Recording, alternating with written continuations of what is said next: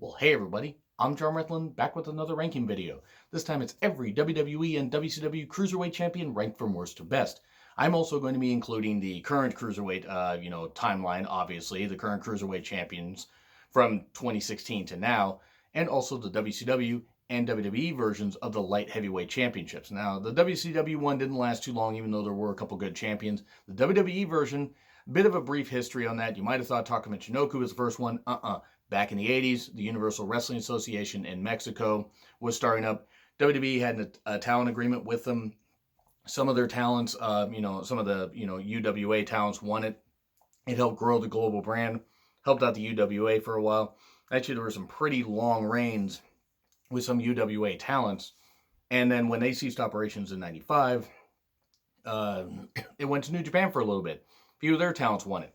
And then because WWE owned the rights to the championship, Taka Michinoku won it in 97. And then we had some good champions, and then we had some shitty champions. And then when the invasion happened, we had the Cruiserweight, light heavyweight championships. Then they got, mashed together and everything. They got unified. And then the Cruiserweight, the Cruiserweight title ended in 2007, but then started back up in 2016. So including all these champions, all these different championships. So if it gets confusing, do not worry. I'm going to say what title each person won. And if somebody has also, somebody won the Cruiserweight title in WCW and the light heavyweight title, even though there weren't that many, I'm going to just include them on the same entry. Because otherwise, then it's just talking about the same person with a different reign. And I don't think that's fair. I think it's best to just encapsulate it all into one. So, long introduction, but that way, for part 2 and maybe part 3, depending on how long these videos go, I won't have to explain that. And I could just say, hey, for part 2, you could just check out the link up here. But anyway, thank you guys, by the way, for liking the tag team, every WCW tag team champion ranked from worst to best list that I did. Really do appreciate it. Let's just get on with it. 71 entrants in all to do. So we talk about the worst one, Oklahoma, Ed Ferrara, that fat fucking worthless piece of shit that thought it was a good idea to mock JR's Bell's palsy.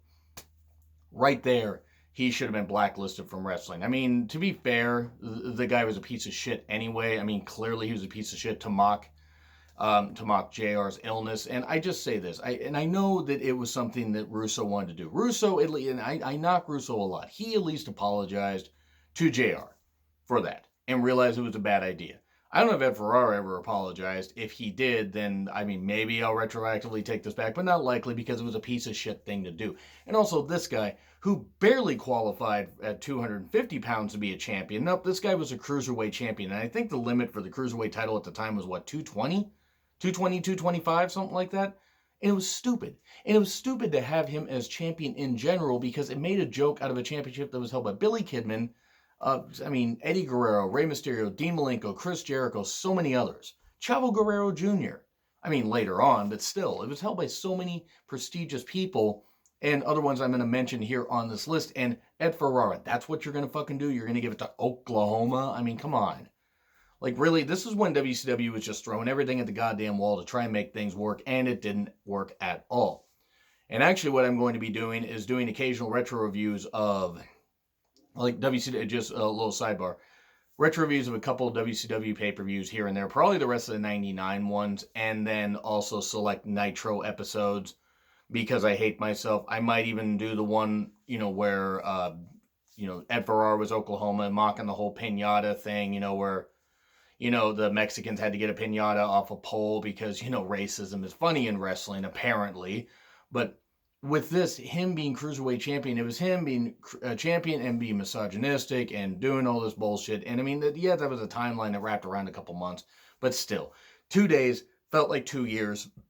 This dumb fuck never belonged in wrestling at all. He never belonged in the ring. He definitely never belonged in wrestling. And he never belonged as, holding a prestigious championship.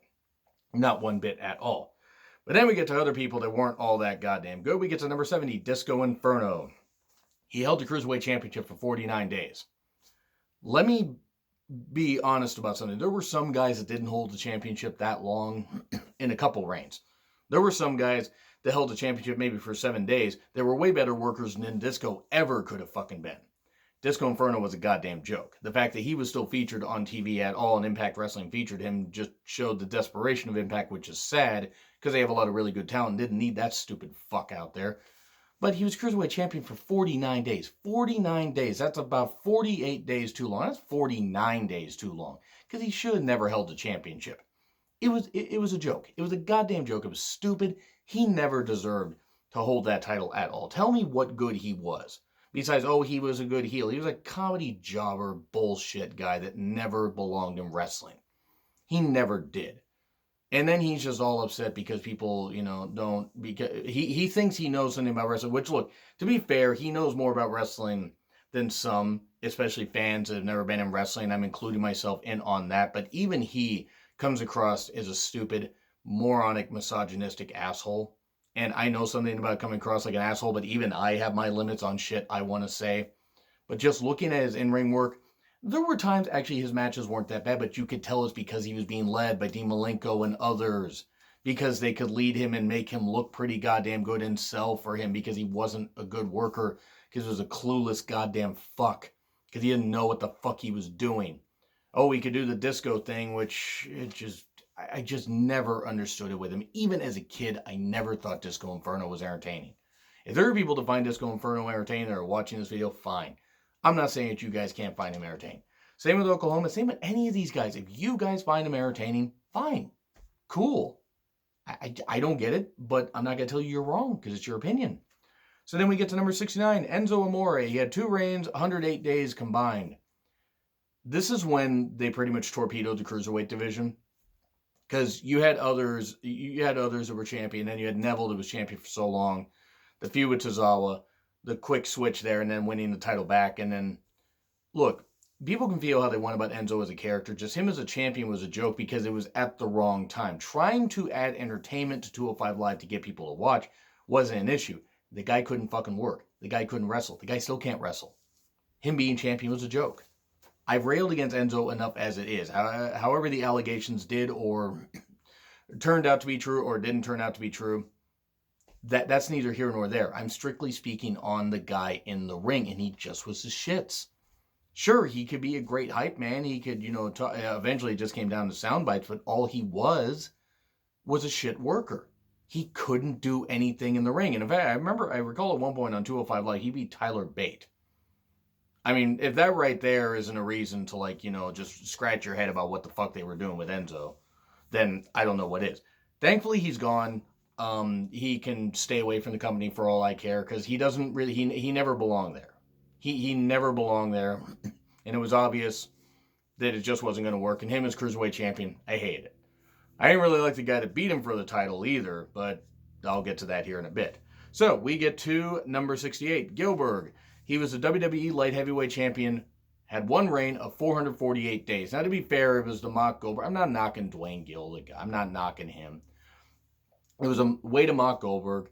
He was out there. He was just, he won the championship. I mean, he never won championships, or he never won any matches. It would always be instead of who's next, who's first, mocking Goldberg and all that. And then he finally won the championship and held it and held it and held it. And I think I'm right. I think S.A. Rios finally beat him. But Gillberg, it was just stupid. It was goddamn stupid. In 448 days as a champion, when the guy, and the guy actually probably could work. That's actually the sad thing, but it's just the gimmick. It just made the Light Heavyweight Championship such a joke after they had such a great champion, Taka Michinoku, establish it on WWE TV, even though there had been great champions before, talking about it on TV. Gillberg winning the title was stupid. It was stupid because then he held it for so long. If he held it for, so many days, whatever, like 50 days, and then dropped it, okay, but he just won it because they just basically forgot about the belt. It's kind of like what they did with the European Championship after British Bulldog had won it, and then they put it in the goddamn toilet for a while until others brought it out of it. But I digress. I ain't got nothing against Gillberg. I ain't got nothing against Wayne Gill. Gillberg character was stupid, but it was meant to be stupid. And then we get to number 67, Hornswoggle. He had 1 reign as WWE Cruiserweight Champion, 69 days. Nice. Also, the way he won this is there was this Cruiserweight Open Invitational thing, I think at Great American Bash 2007, if I recall correctly. Everybody's in the ring. The bell rings while Hornswoggle runs from one side of the ring to the other. So because he was in the ring, he was eligible. And then eventually he ends up getting out from under the ring, hits Tadpole Splash, wins. And he's the last ever WWE, WCW Cruiserweight Champion before that belt got retired. Again, nothing against him as a person, but it was a joke. And I'm willing to bet this actually, holds some water with Bruce Pritchard hating the cruiserweights and not understanding how good the cruiserweights were, or whoever the fuck came up with this idea. Whoever did come up with it is a goddamn idiot. There were so many talents that could have made that cruiserweight title matter. Hurricane Helms or Gregory Helms, whatever you want, whatever you want to call him, even though he's Hurricane now, or at least that's what he goes by on Twitter. Great follow, by the way. Hornswoggle just being champion, it's just, if he had defended it, sure, okay, but it's just, it was the death nail for the belt. And then they got rid of it. And even though they could have just relinquished the title and then brought it back in a tournament sometime later, nope, they didn't want to do that with the great cruiserweight talent they had. Nope, they just wanted to get rid of it. And it was dumb. Nothing against Hornswoggle. Number 66, that is. Number 6, yeah, we're already all the way at the end, folks. No, number 66, Scotty 2 Hotty, 8 days, he held the WWE Light Heavyweight Championship for a little bit. I got against Scotty, but it's an 8-day reign. It's an 8-day reign that wasn't really worth much of anything. I think he was feuding with Dean Malenko at the time, if I recall correctly. Dean Malenko, pretty goddamn good champion that I'm going to be talking about here in a little bit, or actually probably in near the top of the list. Sorry for the spoiler. But yeah, Sky Tuati, nothing against him. 8-day reign, that's it. And then 65, we have Akira Tozawa, 5 days, 1 reign. Yeah, he won, 6 days, whatever you want to say. He won on Raw, dropped it back on SummerSlam, so that would be 6 days. They had this whole thing with Neville and Tozawa and everything, and Neville and Tozawa pursuing the championship, Neville not wanting to give him the title shot. And then they switched the belt instead of at SummerSlam, they switched it the day before, or they switched it the show before, and then switched it back to Neville. It's like what they did at, the Nitro before Road Wild 97, where, Luger beat Hogan for the title and then dropped it right back. It made no sense. Yeah, it popped the crowd, cool, but it just made no sense, and no wonder Neville decided to leave and then become the Bastard Pac. The bastard. Not as Lashley would say, the bastard. Hopefully Lashley recovers from his shoulder injury, but Tozawa winning it was just a quick hot potato thing, and it didn't do anything for him, didn't do anything for Neville, really didn't do anything for the Cruiserweight title, and then unfortunately it just got a whole lot worse after Neville won it back. And I love Neville, but you know why I'm saying that. Yeah, not great. But then we get to number 64, Rich Swann, 61 days, 1 reign as the WWE Cruiserweight Champion, well, the rebranded one. Rich Swann won it, and I think he won it from Brian Kendrick.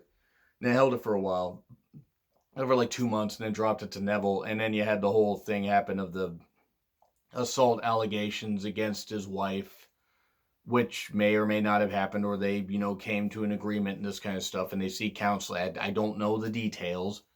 They had the right to get rid of him. They should have gotten rid of him just for the storm of controversy alone, even though WWE's held on to a lot of other people that have done way worse things. When they got rid of Enzo, and they got rid of Rich Swann. They got rid of Rich Swann, then they got rid of Enzo.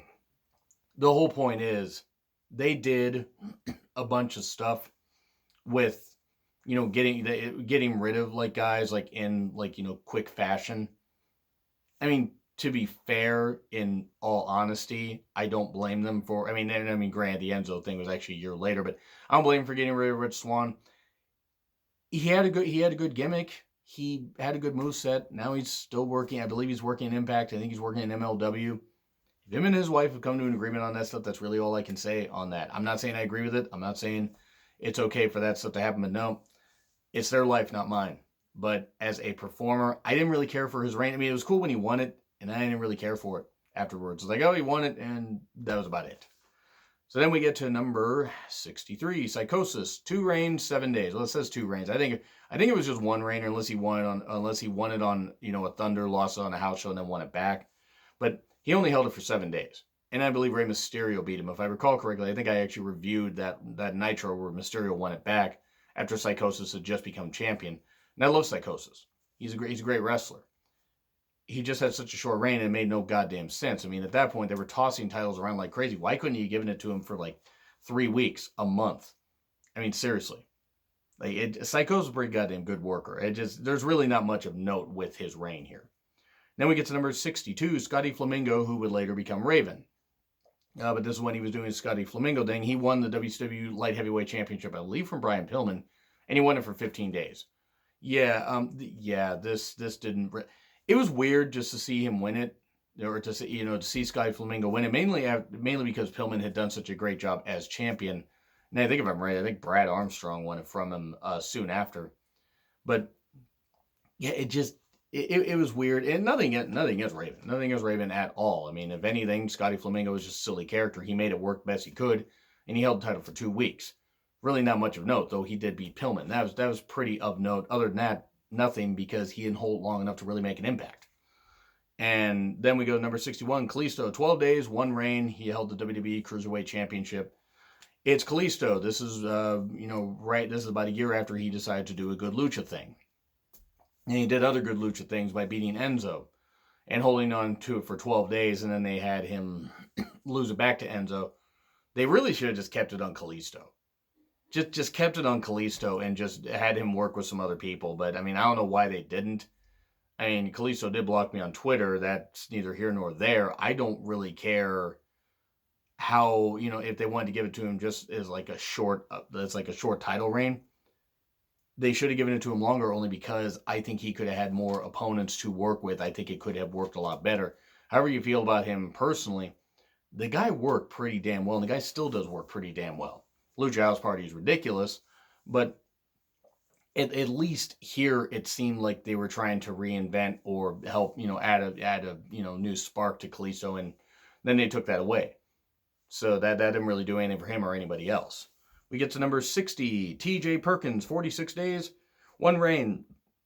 They say the first ever WWE Cruiserweight Champion. I mean, of this era, sure. And TJP, let me say this. As far as in-ring work, he's very good. Stuff outside the ring? Okay. He got booed heavily when I was at the Super J Cup, in Tacoma. He got booed heavily. He's still good in the ring. He's been very good in the ring for a number of years, whether he's in Impact or WWE or now back on the Indies. His reign, though, once he won it, it was great that he won it, and then it didn't mean anything. It did nothing. It was like once he won it, because he was like, hey, Zack Sabre Jr. won't sign. Okay, we'll give it to Kota Ibushi. Oh, he won't sign. Oh, okay. Well, let's give it to somebody else. Oh, wait, they don't want it. Hey, TJP, go out there and win the title. What? Yeah, okay. And that's basically what happened. He was like like the last guy picked in kickball or something like that. It's not that he wasn't a good performer in the ring. It's not that he's still not a good performer, but it's just his reign was cool. It was cool when he won it. Didn't mean anything after that. It just didn't. I mean, I'm sorry. It just really did not help anybody besides they say, hey, we're going to put you new talent. That's pretty much all it did. And didn't keep it long enough before Brian Kendrick beat him. Now, I'll actually get to Brian Kendrick here in a bit, but we get to number 59, Crowbar. Held the WCW Cruiserweight title for 7 days. This is when they were tossing around a whole bunch, but I like Crowbar. I know it's a bit of bias, but it's like some of these reigns I put a little lower due to maybe some outside stuff. Maybe I let that influence me. Maybe I just, am ranking Crowbar up here because of personal bias, this kind of stuff. But at least him winning the Cruiserweight title was different. I mean, it wasn't great, but it was different. So then we go to number 58. Lenny Lane, 46 days, 1 reign as a Cruiserweight champion of WCW. Lenny Lane, as I call Chris Jericho Light, and that's nothing against the guy. He just looked like Chris Jericho Light. And then you had him as Lodi as the West Hollywood Blonde, because making fun of gay people was cool even in 99, 2000. Except it wasn't. But Lenny, he was fine. He was a good performer. He was never going to be what they wanted him to be, and he was always going to be compared to Chris Jericho. A Jericho clone, if you will. But at least with him, he, Lenny Lane worked pretty well. He wasn't great. Maybe he should have been Cruiserweight champion, but I don't think he was bad. I don't think he stained the belt. He just wasn't enigmatic enough, I think is the best way I can word it, apparently. So then we get to number 57, Brian Kendrick, 30 days with 1 reign as the WWE Cruiserweight champion. It was a nice redemption story, him in the Cruiserweight Classic, and then getting signed. It was nice to see him turn his life around. He's still working with them, and he'll probably work as a coach in the Performance Center. It was great to see, and he's a good heel. Now he's babyface, but he was a good heel here. I like the Captain's Hook, the stranglehold that he uses. That's pretty good stuff. He did well in Cruiserweight Classic, even though I don't think he made it to. I can't remember if he made it just to the second round, or if he made it to the quarterfinals. I can't remember. But I know he didn't win the thing, but he did pretty goddamn well.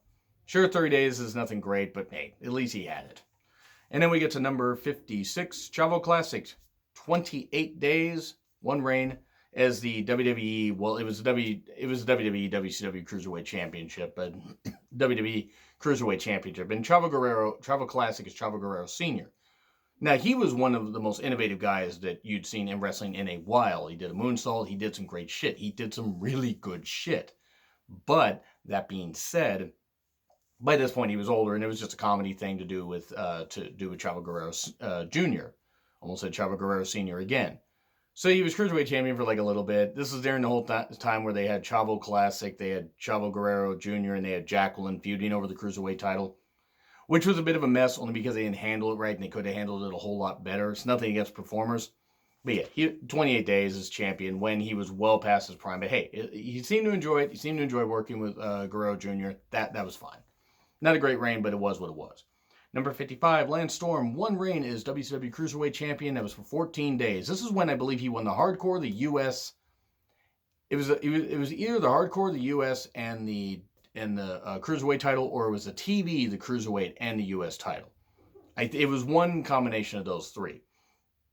And that was a pretty good way to push Lance Storm. I love Lance Storm. I think, technically speaking, he's one of the most gifted guys that's ever been in wrestling. And he was a pretty damn good guy. And pretty funny guy on Twitter as well. At least, I like the dry, wit that he has. It's a shame that he didn't get to hold it longer. They really had something going with him, and then they just kind of pulled the plug out from under him, which I didn't quite understand.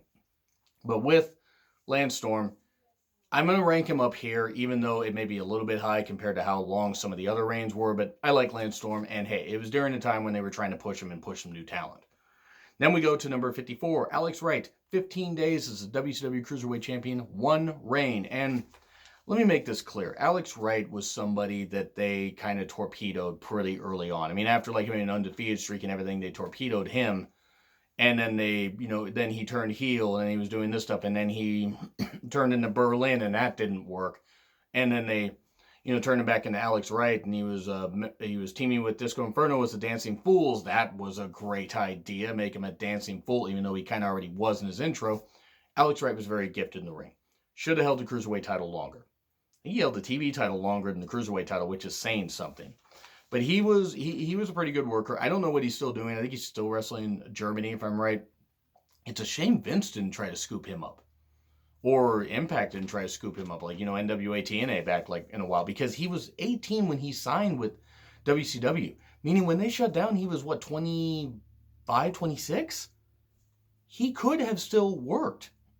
And been working pretty well, but who knows. I like Alex Wright, but even with the goofy dancing thing. But then we go to number 53. Evan Courageous, 28 days, one reign as the WCW Cruiserweight Champion. Look, Evan Courageous was like the Curly of 3 count, because you had Shannon Moore, pretty talented. You had Hurricane Helms, who was pretty talented, and then you had Evan Courageous. And nothing against Evan Courageous. I mean, the guy actually was in pretty damn good shape, and is actually a pretty good athlete. But yeah, I don't really recall that much about this. This was when he was feuding. He was in a relationship with one of the Nitro girls, or maybe he was with Medusa. There was a lot of convoluted bullshit there, and then Medusa would become champion soon after. Evan Courageous just got dealt a bad hand here. Nobody really remembers his reign. At least I don't remember it being all that memorable, and that's unfortunate because he's a pretty good performer, even if he was the least of the members of 3 count. Number 52, sorry, I sometimes mix up the numbers here. Daphne won the Cruiserweight title for 22 days in WCW.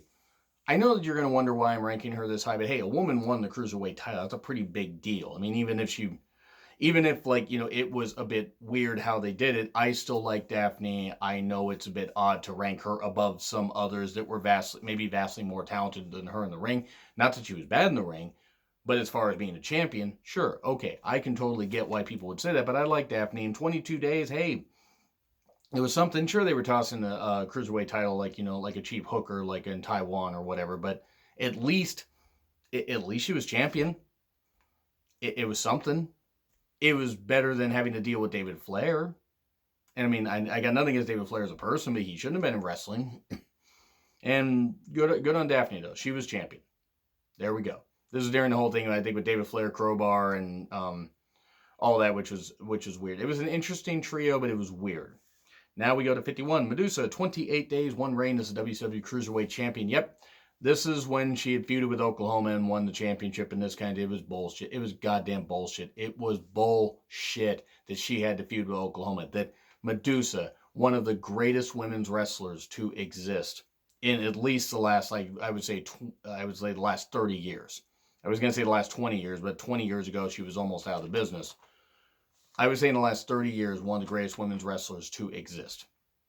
At least American. I mean, maybe you probably find a whole bunch in Japan that were better, but I'm still going to stick with what I said about Medusa being very, very goddamn good. Yeah, it was great. She was Cruiserweight Champion. She lent legitimacy there, even if she was later on in her career and maybe she didn't give a shit. At least her career, and the stuff she did actually meant something. So that's basically why I'm going to rank her here at this point on this list.